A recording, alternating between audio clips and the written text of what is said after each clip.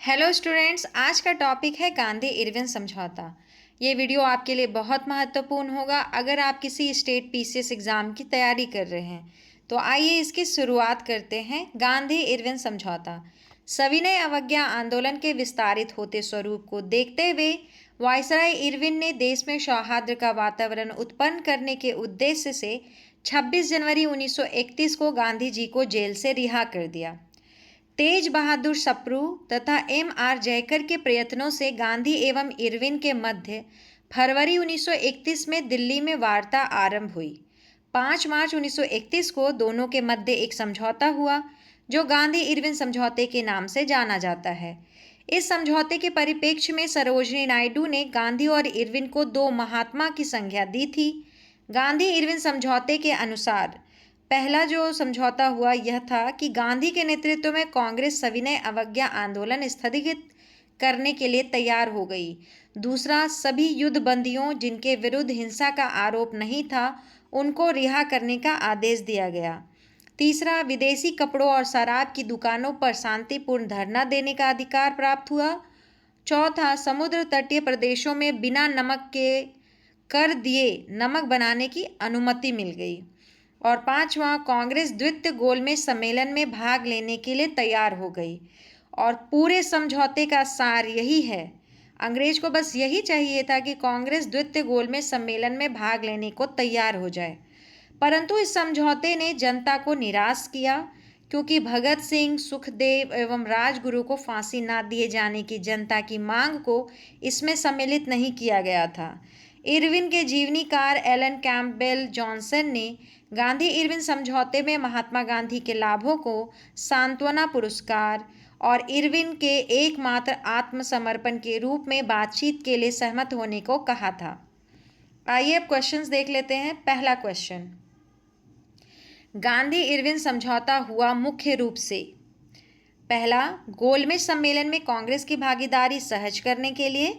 Option B है सविनय अवज्ञा आंदोलन समाप्त करने के लिए।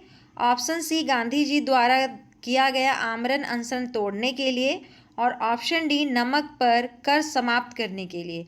तो मुख्य रूप से मैंने आपको बताया कि गोलमेज सम्मेलन में कांग्रेस की भागीदारी सहज करने के लिए ही गांधी इरविन समझौता हुआ था। बात कुछ ऐसा है कि उस समय सविनय अवज्ञा आंदोलन चल रहा था। देश में आंदोलन बहुत जोर शोर से चला। ब्रिटिश सरकार को समझ आने लग गया कि अब जन आक्रोश बढ़ गया है, यहाँ तक कि ये लोग नमक कानून भी तोड़ दिए, जिसके कारण ब्रिटिश सरकार और दुखी हो गई। ब्रिटिश सरकार भारत के भविष्य के संवैधानिक सुधारों की पर बात करने के लिए एक सम्मेलन का आयोजन किया जिसको गोलमेज सम्मेलन कहा गया।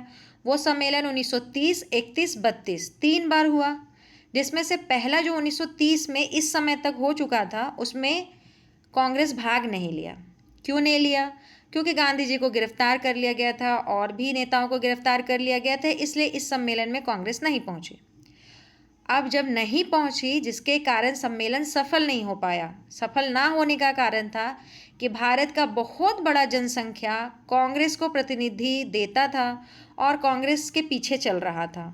तो जब इतना बड़ा प्रतिनिधि कांग्रेस के पास हो और उसी का कोई प्रतिनिधि कोई सम्मेलन में ना जाए और वो फैसला भारत के लिए हो, तो वो फैसला सही हो नहीं सकता और वो सम्मेलन सफल भी नहीं हो सकता। और ये बात लंदन में बैठे लोगों को समझ में आ गया था। वो लोग क्या किए कि इरविन को दबाव बनाने लगे कि अगला जो सम्मेलन है, जो द्वितीय गोलमेज सम्मेलन है, उसमें गांधी जी की उपस्थिति तुम सुनिश्चित करवाओ। और इसी कारण यहाँ के जो वायसराय साहब हैं इरविन, वो गांधी जी से समझौता करने के लिए राजी होते हैं। अब बात आप समझ गए होंगे, ठीक है। आगे बढ़ते हैं। गांधी जी ने फरवरी 1931 में वायसराय लॉर्ड इरविन से भेंट की और उनकी बातचीत 15 दिनों यानी कि 15 दिनों तक चली। उसमें 8 बार वार्ता हुआ, जिसके परिणाम स्वरूप 5 मार्च 1931 को एक समझौता हुआ जिसे गांधी इरविन समझौते के नाम से जाना गया। इस समझौते के तहत कांग्रेस को सविनय अवज्ञा आंदोलन स्थगित करना पड़ा। कांग्रेस द्वितीय गोलमेज सम्मेलन में भाग लेने के लिए तैयार हो गई। वस्तुतः प्रथम गोलमेज सम्मेलन में कांग्रेस शामिल नहीं हुई थी। यह समझौता मुख्य रूप से गोलमेज सम्मेलन में कांग्रेस की भागीदारी सहज करने के लिए हुआ था। अगला क्वेश्चन है, गांधी इरविन समझौते में निम्नलिखित में से क्या सम्मिलित थे या था? पहला स्टेटमेंट है राउंड टेबल कॉन्फ्रेंस में भाग लेने के लिए कांग्रेस को आमंत्रित करना। राउंड टेबल यानी कि गोल मेज, हिंदी इंग्लिश का फ़र्क है, बस एक ही बात है। राउंड टेबल कॉन्फ्रेंस में भाग लेने के लिए कांग्रेस को आमंत्रित करना एक रीज़न था। अगला देखते हैं दूसरा रीज़न क्या है। दूसरा कहता है कि असहयोग आंदोलन के संबंध में जारी किए गए अध्यादेशों को वापस लेना। तीसरा, पुलिस की ज्यादतियों की जांच करने हेतु गांधी जी के सुझाव की स्वीकृति। और चौथा है केवल उन्हीं कैदियों की रिहाई जिन पर हिंसा का अभियोग नहीं था। तो देखिए, पहला स्टेटमेंट सही था, दूसरा भी सही है और चौथा भी सही है, लेकिन तीसरा सही नहीं है। अब ये तीसरा सही क्यों नहीं है? देखिए, गांधी इरविन समझौते में गांधी जी अपने तरफ से क्या क्या मांगे थे। तो गांधी अपने तरफ से मांगे थे कि गिरफ्तार हुए सभी राजनीतिक कैदियों को आप रिहा कर दीजिए, क्योंकि जब सविनय अवज्ञा आंदोलन बड़े पैमाने पर चला था, लोग नमक कानून तोड़े थे, तब सब राजनीतिक या क्रांतिकारी ही नहीं थे और उन लोगों को पकड़ पकड़ के जेल में बंद कर दिया गया। एक बहुत बड़ी जनसंख्या को बंद कर दिया गया जिसका कोई खास गलती था नहीं। तो वो कोई कैदी तो है नहीं, कोई क्राइम तो किए नहीं हैं, लेकिन उन लोगों को लंबे समय तक जेल में रखना और उनको परेशान करना ये तो गलत था। इसके अलावा गांधी जी मांगे कि नमक बनाने का हम लोग को अधिकार दीजिए, आंदोलन के दौरान जब्त की गई जो भी संपत्ति थी वो आप वापस कीजिए और पुलिस जातियों की सार्वजनिक जांच करवाइए। पुलिस उस समय बहुत ज़्यादा जाति की थी और इतना जाति की थी कि लोग इससे बहुत ज़्यादा दुखी थे और गांधी जी ये मांग भी किए थे कि पुलिस जितनी जाति की है आप जांच बिठाइए, समिति बिठाइए उस पर और जांच करवाइए। लेकिन एक बात याद रखिए कि इरविन इस चीज़ को नहीं मानता है, ठीक है। गांधी इरविन समझौते में इस चीज़ को इरविन स्वीकार नहीं करते हैं, ठीक है। और भी था, जैसे कि शराब और विदेशी कपड़ों की दुकानों पर शांतिपूर्ण धरना, हाँ ये मान लिया गया था। आंदोलन के दौरान त्यागपत्र देने वाले को फिर से बहाल कर लीजिए नौकरी में, ये भी गांधी इरविन समझौता में मान लिया गया था। लेकिन पुलिस की जातियों की जांच करने हेतु गांधी जी के स्वीकार जो सुझाव था उसकी स्वीकृति नहीं हुई थी। तो कूट के हिसाब से 1, 2 और 4 सही है और तीसरा गलत है। गांधी इरविन समझौते, जिसे दिल्ली समझौता के नाम से जानते हैं, 5 मार्च 1931 को दिल्ली में संपन्न हुआ। इसके तहत निम्नलिखित प्रावधान थे। गोलमेज सम्मेलन में भाग लेने के लिए कांग्रेस को आमंत्रित करना। दूसरा, असहयोग आंदोलन नहीं होगा। सविनय अवज्ञा आंदोलन के संबंध में जारी किए गए अध्यादेशों को वापस लेना। जिन राजनीतिक बंदियों पर हिंसा के आरोप थे उन्हें छोड़कर बाकी को रिहा कर देना। जबकि पुलिस की जातियों की जांच करने हेतु गांधी जी के सुझाव पर स्वीकृति को इसमें शामिल नहीं किया गया था। और बता देते हैं आपको, इसके कारण बहुत आलोचना हुआ था गांधी जी का। ये बिना माने हुए गांधी इरविन समझौता कर लिए, दिल्ली समझौता, इसके लिए लोग खुश नहीं थे। तीसरा, गांधी इरविन समझौते पर हस्ताक्षर हुआ, आपको समय बताना है, ठीक। Option A 1931, option B 1935, option C 1942, option D 1919। तो ऑप्शन ए 1931 सही है। गांधी इरविन समझौता 5 मार्च 1931 को संपन्न हुआ। इस समझौते के अनुसार गांधी जी के नेतृत्व में कांग्रेस सविनय अवज्ञा आंदोलन स्थगित करने के लिए तैयार हो गई और इसको भी आगे चलकर एक भूल ही माना गया था। दूसरा, सभी युद्ध बंदियों जिनके विरुद्ध हिंसा का आरोप नहीं था उनको रिहा करने का आदेश। तीसरा, विदेशी कपड़ों और शराब की दुकानों पर शांतिपूर्ण धरना देने का अधिकार। चौथा, समुद्र तटीय प्रदेशों में बिना नमक कर दिए नमक बनाने की अनुमति। और पांचवा, कांग्रेस द्वितीय गोलमेज सम्मेलन में भाग लेने के लिए तैयार हो गई, परंतु इस समझौते ने जनता को निराश किया क्योंकि भगत सिंह, सुखदेव एवं राजगुरु को फांसी न दिए जाने की जनता की मांग को इसमें सम्मिलित नहीं किया गया था। अब आप एक बात जानिए, गांधी जी मांगे हैं कि सभी युद्ध बंदियों जिनके विरुद्ध हिंसा को कोई आरोप नहीं है उनको रिहा कीजिए और वो इरविन माने हैं। लेकिन भगत सिंह, सुखदेव और राजगुरु पर सैंडर्स की हत्या का आरोप था जो कि एक क्रिमिनल ऑफेंस था और इस कारण इनको रिहाई नहीं मिल सकता था, ठीक है।